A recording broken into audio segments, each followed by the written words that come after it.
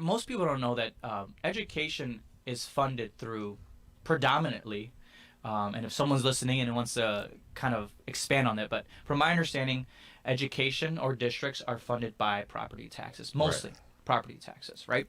Um, so if you live in a district, your property taxes that you pay twice a year or however it works, um, most of it goes towards the school district.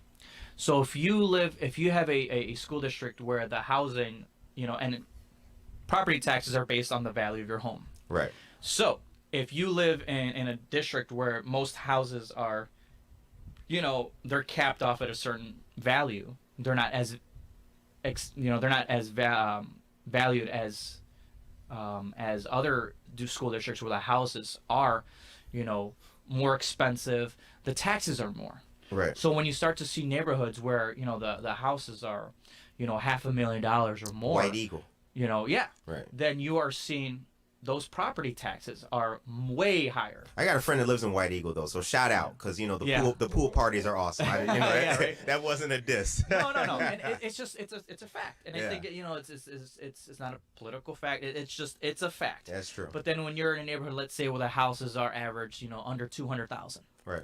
the property taxes are lower, which means less money going towards school. A lot of people would argue that funding, equation or formula is not equitable, because at the end of the day, if you live in a quote unquote richer neighborhood, your schools are going to be way more funded than if you live in a neighborhood that is not, the houses aren't as valuable in price or in value. And to tell someone, oh, because you live in a house you make less money, your schools are not going to be as well funded as over there in houses that if you could afford, you probably would move there.